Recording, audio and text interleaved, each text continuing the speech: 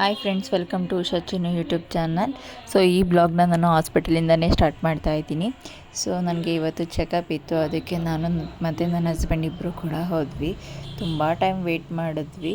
So ಅಂತೂ scanning ಸೆಂಟರ್ಗೂ ಬರೆದುಕೊಟ್ರು. So ಅಲ್ಲಿ scanning ಕೂಡ ಬೇಗ ಆಯಿತು. ಅದು ಮುಗಿಸ್ಕೊಂಡು ಸಂಜೆ ನಾವು ತೊಗೊಂಡಿದ್ದು ಅಪಾಯಿಂಟ್ಮೆಂಟು.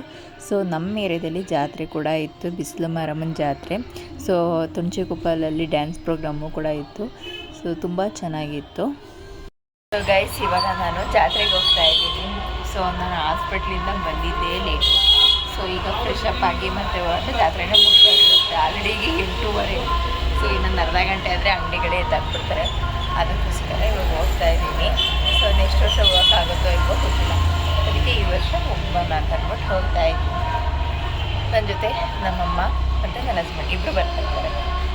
ಪ್ರತಿ ವರ್ಷದಂತೆ ನಾನು, ಅಮ್ಮ, ನನ್ನ ಹಸ್ಬೆಂಡ್ ಇಲ್ಲ ನಮ್ಮಪ್ಪ ಇಷ್ಟೇ ಜನ ಅಂದ್ಕೊಂಡಿದ್ವಿ. ಈ ಸಲ ಎಲ್ಲರೂ ಕೂಡ ಬಂದಿದ್ದರು, ನಮ್ಮ ಫ್ರೆಂಡ್ಸು, ನಮ್ಮ ಅಣ್ಣ, ನನ್ನ ತಮ್ಮ ಎಲ್ಲರೂ ತುಂಬ ಎಂಜಾಯ್ ಮಾಡಿದ್ವಿ. ಜಾತ್ರೆನೂ ಕೂಡ ತುಂಬ ಚೆನ್ನಾಗೂ ಇತ್ತು. ಸೊ ಸ್ನ್ಯಾಕ್ಸ್ ತಿಂದ್ಕೊಂಡು ಸ್ವಲ್ಪ ಶಾಪಿಂಗು ಮಾಡಿಕೊಂಡು ದೇವ್ರ ದರ್ಶನ ಮಾಡಿಕೊಂಡು ಬಂದ್ವಿ. ಮಾರ್ನಿಂಗಿಂದ ಹಾಸ್ಪಿಟಲ್ ಇದ್ದು ತುಂಬ ತಲೆ ಕೆಟ್ಟೋದಂಗೆ ಆಗೋಗಿತ್ತು. ಒಂದು ಪೀಸ್ ಆಫ್ ಮೈಂಡ್ ಸಿಕ್ತು ಅಂತಲೇ ಹೇಳ್ಬೋದು.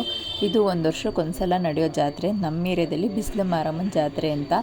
ಸೊ ತುಂಬ ಚೆನ್ನಾಗಿತ್ತು. ಸೊ ನಾವು ಹೋಗೋ ಟೈಮ್ಗೆ ಕರೆಕ್ಟಾಗಿ ಪಲ್ಲಕ್ಕಿನ ಎತ್ತುತ್ತಾ-ಇದ್ರು. ಹತ್ತತ್ರ 10:30 ಆಗಿತ್ತು. ಸೊ ನೋಡಿಕೊಂಡು ಬಂದ್ವಿ. ಸೊ ಗೈಸ್, ಇವಾಗ ಮನೆಗೆ ಬಂದು ರೀಚ್ ಆದ್ವಿ.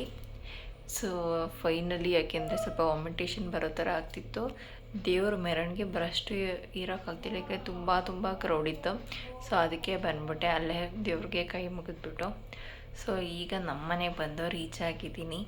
ಆಫ್ಟರ್ ಲಾಂಗ್ ಟೈಮ್ ಹೋಗಿದ್ದು ನಮ್ಮ ಮನೆಗೆ ಬಂದು 1 ವೀಕೇ ಆಗಿತ್ತು. ಸೊ ಈಗ ನನ್ನ ಹಸ್ಬೆಂಡ್ ಮನೆಗೆ ಬಂದಿದ್ದೀನಿ. ಸೊ ಈ ಬ್ಲಾಗ್ ನಿಮಗೆ ಇಷ್ಟ ಆಗಿದೆ ಅಂತ ಅಂದ್ಕೋತೀನಿ. ಇಷ್ಟ ಆದರೆ ಲೈಕ್ ಮಾಡಿ, ಶೇರ್ ಮಾಡಿ, ಕಮೆಂಟ್ ಮಾಡಿ. ಪ್ಲೀಸ್ ನನ್ನ ಚಾನಲ್ಗೆ ಸಬ್ಸ್ಕ್ರೈಬ್ ಆಗಿ. Thank you.